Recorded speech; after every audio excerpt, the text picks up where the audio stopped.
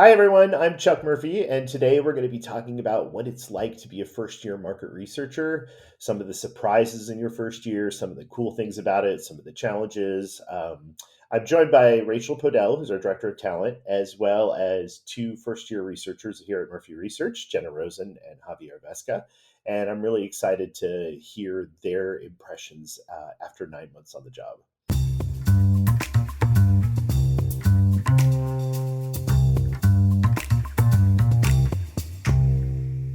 So I figured we would start the discussion. Most of my questions today, obviously, are going to be for Javier and Jenna, but Rachel will pipe in at different points with questions and thoughts and whatever she feels is interesting. Um, but Javier and Jenna, maybe we'll start with you guys in terms of what. So you guys are about 9 months in. You started last summer. What has been? Maybe Jenna, we'll start with you. What has been most surprising about the transition from a student into a market researcher?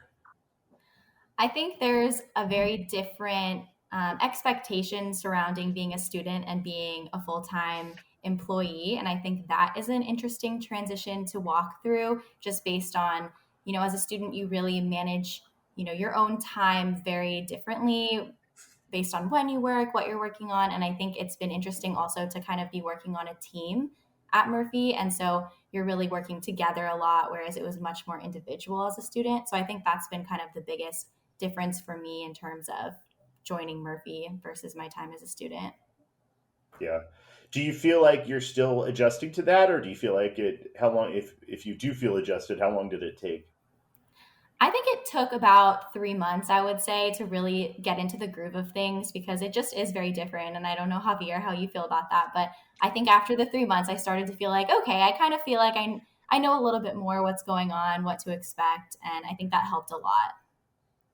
Yeah, yeah, you kind of it's a huge adjustment. I remember that my first year after college, I was just being exhausted for like a month or two. I was like, wow, this is just a very different pace. Like you don't realize when you're in school how many built-in breaks you have during the day, and some days you do have that as a professional, but sometimes you don't. Sometimes it's just meeting, or whatever you're doing, and it's a lot of extended focus that takes a long time to kind of get used to. How about your Javier? What was most surprising to you? Um, well, my background's a little bit different than Jenna's. I didn't come to Murphy straight out of college, but the transition from having a bit more of a relaxed schedule to now having a bit more routine schedule was a big change for me. And it was took a little bit of an adjustment period. I'm not gonna lie. Yeah, Having those 2 weeks, 3 weeks holidays whenever I wanted, and now you know a bit more structure. It's different, but it's been good. It's been fun. It has been a bit of an adjustment period, but I don't know. I think I agree with Jenna. The first 3 months were really full on getting used to everything, how everything was working, and then kind of then adapting to it and learning how to apply that really with a bit more finesse, I guess you could say. Um, and now 9 months in, can't believe it's been 9 months. Time goes by so fast. um, that's good. yeah, it's going well. I've enjoyed it a lot. That's You awesome. know, a lot of candidates will ask, particularly when thinking about that adjustment, like, what's that like doing that remotely? Like, how do you feel supported? How do you adapt? Maybe could you guys talk a little bit about like your experience during boot camp and what that transition was like? Definitely. I think in general as well, it was very different doing this transition remotely. I think for one, it almost made the transition a little bit easier for me in the sense that I still was in kind of my own comfort zone, being, home or wherever you're working from rather than kind of jumping straight in. So I think that helped me a bit. And I think also something I didn't mention before, but just having like your weekends look a lot different, your evenings look a lot different. So having those evenings and weekends to really regroup and readjust was not something I had in college. And so I think remote or in person, I think that's also a big difference for me. Yeah, no, I totally agree with that.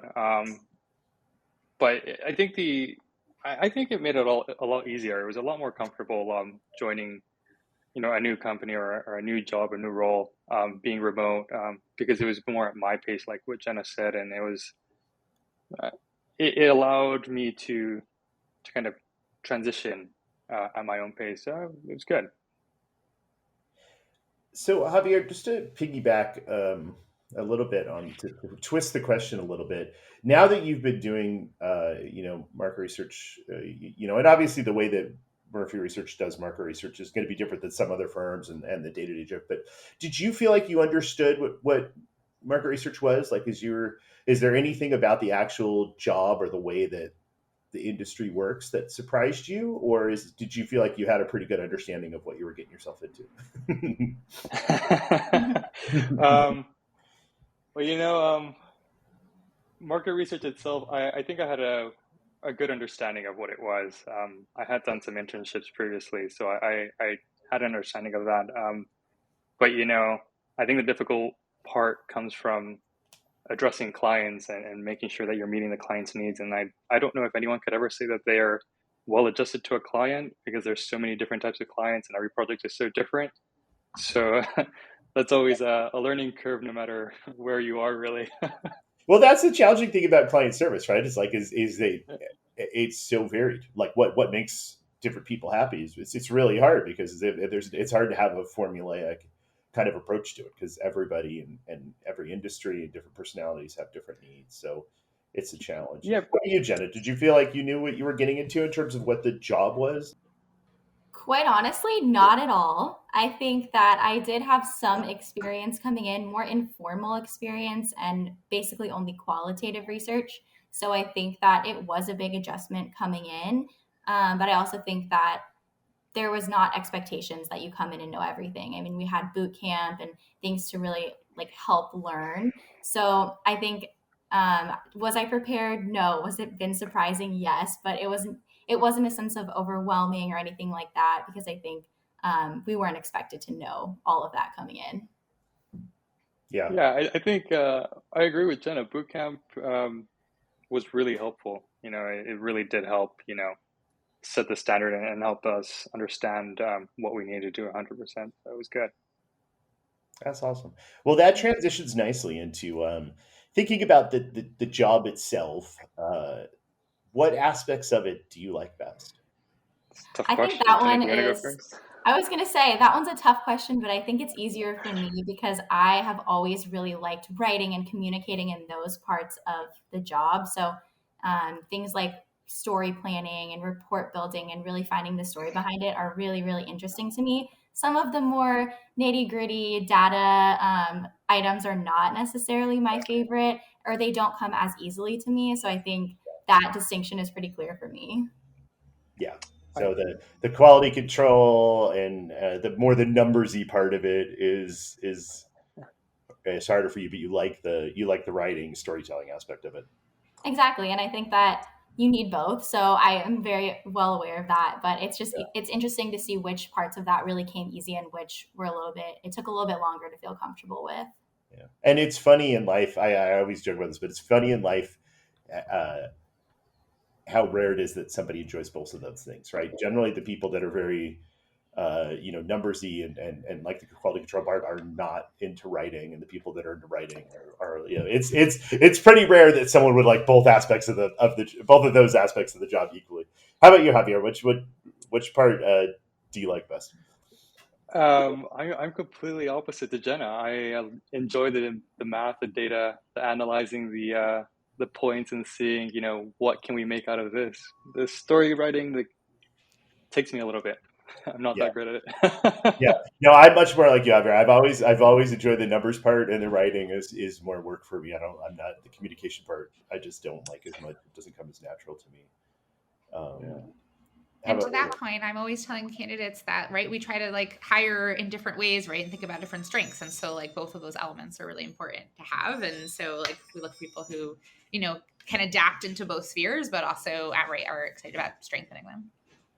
Yeah, no, and that's the way a firm works, right? Like no one is going to do everything equally well. Like you can't have a glaring weakness in any of those things. I don't think there's, I would include the other aspects would be like project management and client service stuff, um, but we're building teams that are strong in all those points. But different people can fulfill different functions for the team, so it's fine if. So when you guys think about kind of your transition, what you knew 9 months ago and what you know now, and you think about the fact that like this is now recruiting season and new people are starting this job, and in okay, just a few months, you guys are going to be the sophomore class, right? To the new group of freshmen coming in. What sort of advice or things do you think they should think about that would help make this transition easier? I think something just very general that I think of is just don't be afraid to ask questions and don't be afraid not to know things, because every single project is different and unique. And so you're not going to know everything, even if you've done a project that's similar. You're always going to need to ask questions and ask for help. And I think at the beginning, there was this idea of, I don't know, like maybe I should just try and figure it out. And you end up wasting so much time doing that than if you were to just reach out to someone who would know better than you. So I think that is something at the beginning that is really helpful. Yeah, that's such good advice too. Because I mean, you'll really learn this as you know the next few years as you start managing people. That it's so easy to deal with questions. It is so hard to deal with someone who kind of went the wrong way and you didn't realize it. Like then you have to backtrack. It's so much easier if someone just says, you know what, I'm not really sure how this should work or how I should set this thing up. um, because once someone has gone down a path a certain way, then you have like this other issue of like how do we kind of fix the way this happened, whereas at the beginning if someone just says, hey, I'm not sure how to do this, it's almost always better to communicate, and sometimes the answer to that question will be take a shot, you know what I mean, but it's still better to know that there's some pause or some uncertainty there, than to not know that. Totally. You're saving time on both ends and figuring it out and also having to go back and kind of rethink something. It just saves a lot of time if you just ask from the start. Yeah, yeah. Any other things you guys think you might have on your advice list for newcomers? I think, piggybacking off of what you said, Chuck, really communication, really just focusing on communication, making sure you're clear and communicating with managers or with vendors just really helps. And like Jenna said, I think that's something that's been great, at least being here at Murphy Research is just having the accessibility to anyone and to everyone. There's really no hesitation. Times where I haven't known things, I haven't had an issue reaching out to my manager or just reaching out to some of my teammates and asking them, what's the best way to go about this or how can I go about this? Or just having a regular conversation just to get a different opinion, a different outlook that may be different to mine. And I think that's, something that you don't really get in a lot of different companies or especially the very big ones. So I think this, it's great to understand and know that you have a community here that can help you in all ways. Yeah, and it's funny. It's something that I think a lot of people don't realize or they don't picture when they're starting their careers is like how it's true in many fields too. But in market research, I was surprised when I first got in how many people are involved in so many decisions and that could be the number of people involved like on a client side or the number of people involved in a project on our side when you get specialists who just do this part of the process or that part of the process. But there is a lot of communication and kind of making sure this person did their job and that they understand and everybody's and that's true I think in a lot of different roles. Obviously Rachel's role requires a ton of communication and every but the communication is kind of different. But that is something that surprised me when I went from, I transitioned from a more academic background into a market research setting, and I was like, wow, there's just a lot of people here and they all have their different roles and they all see different things, and it's a lot of communication, and that's a big part of being a professional, right? Is just communicating well uh, with a lot of different types of people, and it's something that you're always I like feel like even now I'm old and I'm still always working on how to communicate better and how to make that easier for everyone involved. I think that's one of like the really great benefits of like the way Murphy Research is like our culture operates. I think a lot of candidates are always really worried, especially in this like remote kind of work style. Like how do you still get that mentorship if someone's not like sitting right next to you? How do you still get that accessibility? And I think what you said, Javier, about everyone being so accessible here, like no one should ever feel afraid to like pick up the phone and call any single one of their colleagues or just like send them a Slack or hop on a video call. And I think like the fact that our kind of the work communication is just so rapid and so just so direct and honest and everyone's so accessible is like such a major benefit, because you just get to learn from everyone around you. And there's no hesitation to ask those questions or to, get more information or to like workshop through something or get that collaborative, opportunity. And so I think like that actually like really adds to a lot of the learning. And so to Jenna's point, like the advice of like ask the questions, don't be afraid. Like this is also an environment that like sets you up well, that when you do that, like you're going to learn a lot and you're going to like see yourself grow. Definitely. And sometimes when you ask the questions, the answer is a thought question back to you. And I also, and my manager does that a lot with me. And I think that's really helpful. So sometimes the answer is not going to be do it this way, but maybe try thinking through this. And I think either way, that's really helpful. And like you said, Rachel, there's never a time when I feel like I can't ask or can't find someone who would be able to help me. And that was really important to me when figuring out where I wanted to end up after college. Do either of you guys, Rachel, about you as well? Would you guys say you have like strong kind of work style preferences by that? Like this. So that's an ambiguous question. I'll tell you. Let me tell you the way I think about this. Like I have certain rules that help me operate. Right. One is I'm definitely a morning person. I always have been. I like to start my day early. I like to get the harder stuff done in the morning. I'm someone that is easily distracted, and so I kind of like to have time to focus, which is it's part of the reason that if I'm like focusing on something, a lot of my life is proposals, but if I'm focusing on like a proposal or something, and then I have to do a meeting on something else, it's hard for me to then I lose a lot of time like trying to shift back to now to figuring out what I was doing in the proposal. um, but I'm just curious, are there things within that you guys have that you would say are help you work better in terms of whether it's how you structure your day or um, like preferences for like written versus verbal communication or structure versus unstructured? How would you describe the way you like to work? I mean, I'd say I'm pretty similar to you, Chuck. I like to do things really early, get up early, do things first thing in the morning. And then if I don't get things done before lunchtime, then I kind of hit a little bit of a wall. I plateau for a bit, and then I get like a small push around 4 or 5 in the afternoon, and then I get some things done. Yeah. Yeah. um, but yeah, no, I mean, I have to get my morning runs in, and that just helps me clear my mind, and then just really focusing, and it really just gets me in the rhythm. So yeah, I don't know about you, Jenna. I Yeah, know it's everyone's different. funny.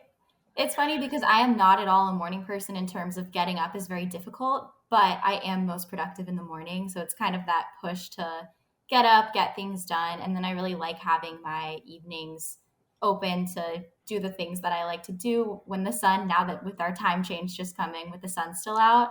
So I think that's a big push to kind of like get things done early, middle of the day so that I can have that time at night. Yeah. Yeah, it's funny. My first boss, my first job in market research was at a firm that did a lot of like entertainment stuff, and entertainment is a notoriously late schedule.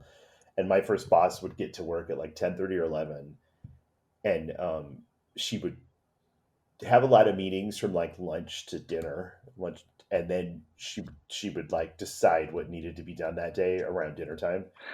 And it just drove me crazy because it'd be like 11:30 or 12 o'clock at night, and I'm trying to finish the thing for the day, and it's just like so off my schedule. Like I was like much more like, at that time, and then it's just a struggle like to keep your energy level. Like, um, but that's kind of how that was her schedule, and that's what the team had to. And you also had to like you had to be in the office. It's funny how careers have changed so much, but we had to be in the office when she was in the office. So even if my stuff was done, if she was still there at midnight, I had to sit there.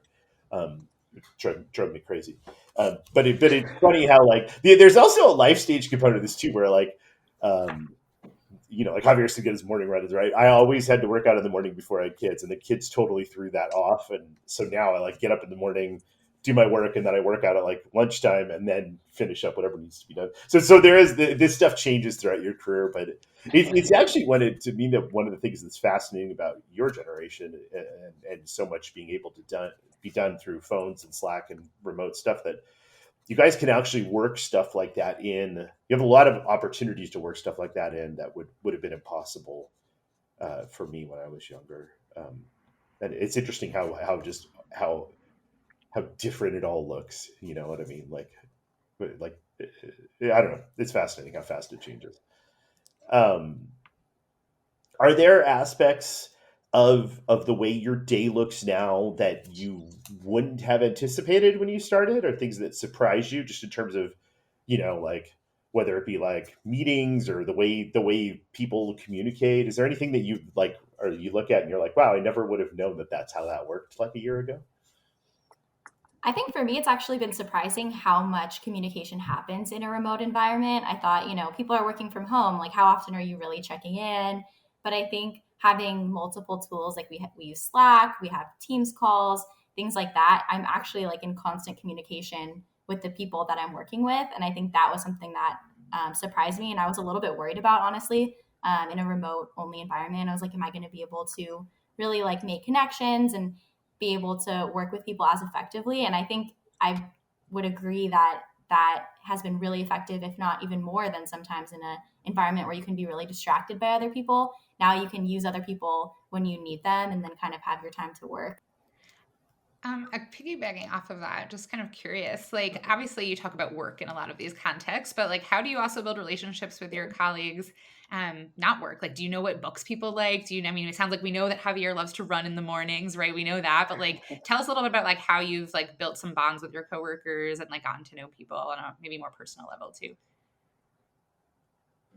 Well, at least here at Murphy Research, I mean, we've had great opportunities to meet our colleagues through lunches, through dinners, through the Christmas event, which we were able to hold in person. Luckily, this past year, um, it's been great to meet everyone and actually have an opportunity to talk to them face to face and get to know them more at a personal level.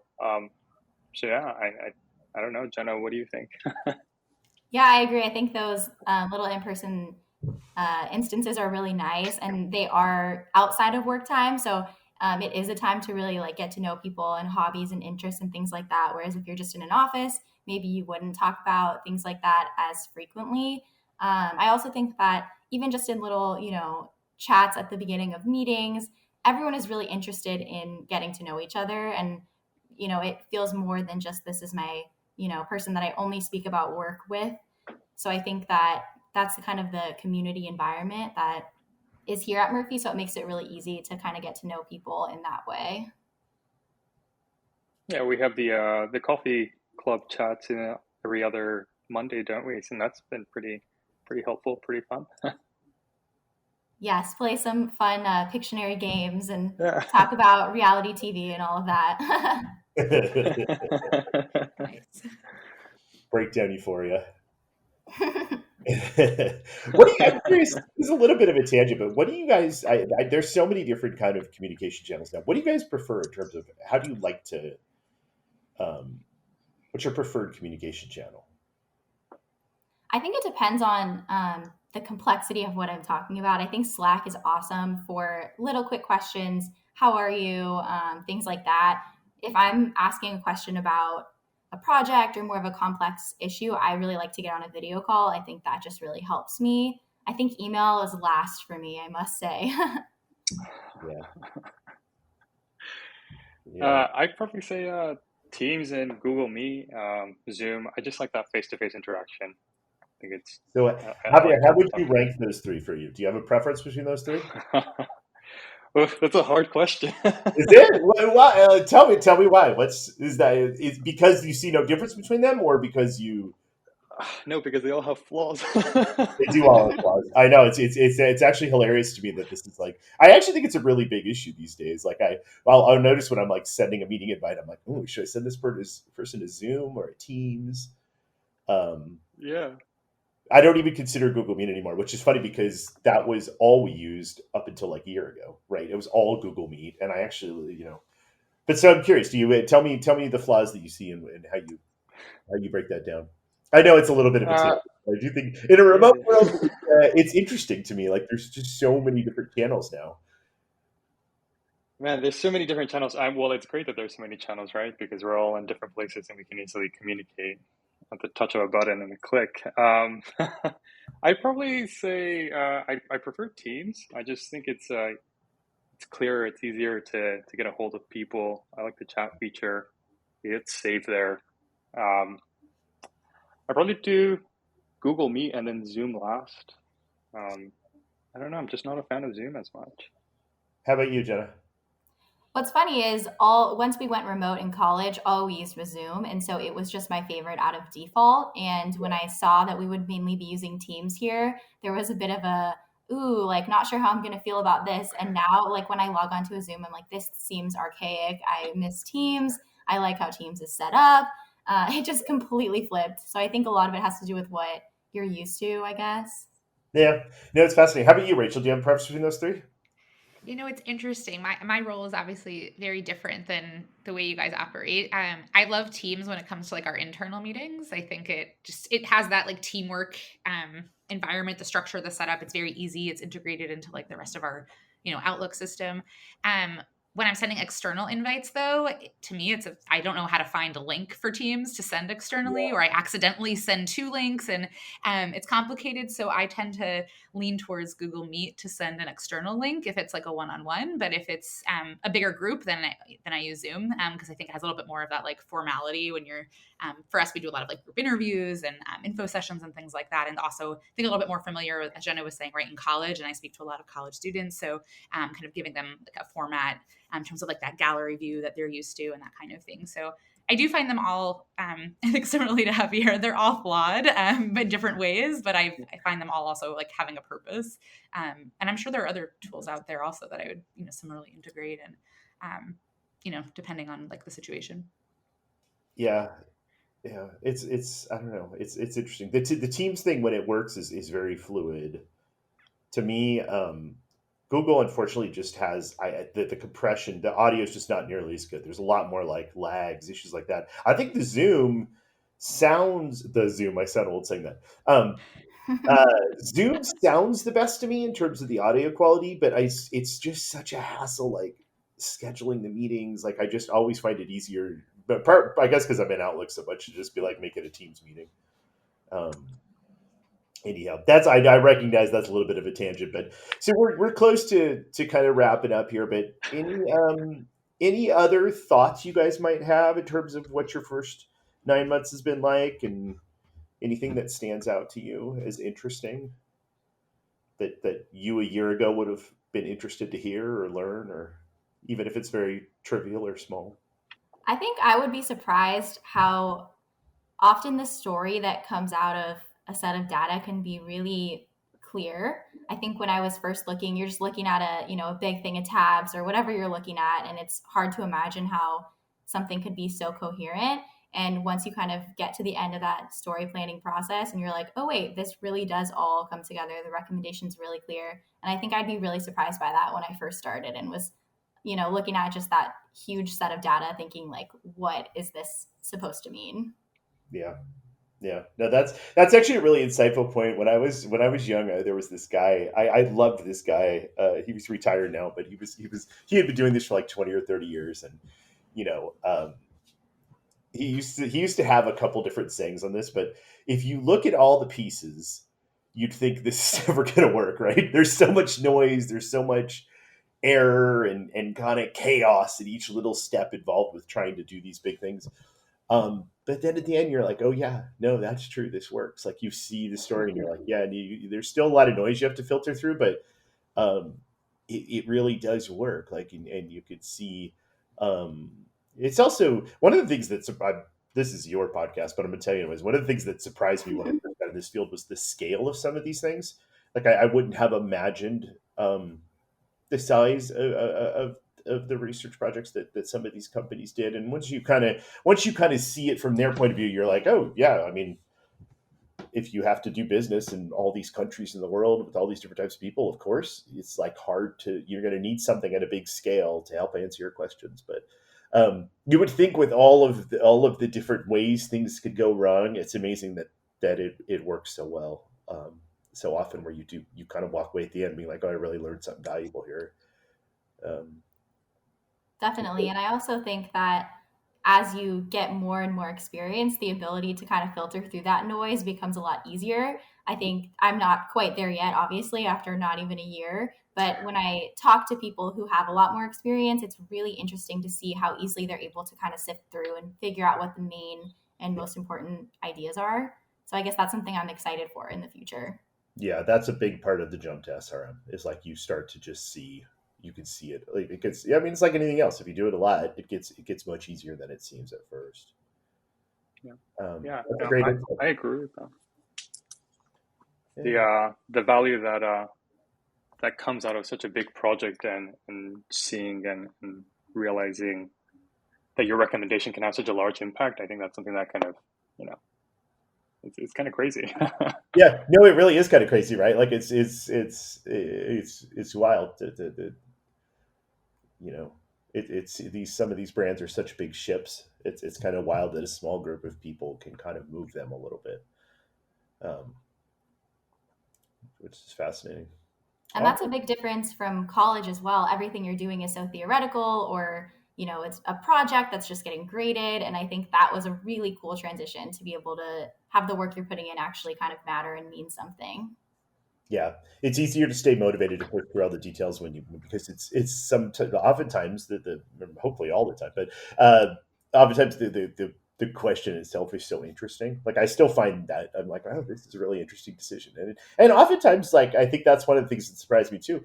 Oftentimes these decisions are much harder than they seem in theory. When you get into it, you're like, oh, there's kind of drawbacks to benefits and drawbacks of both approaches or of different considerations, and it's hard. It's not as clear as you might think if you weren't, you know. Every decision is easy if you're not the one that has to make it, right?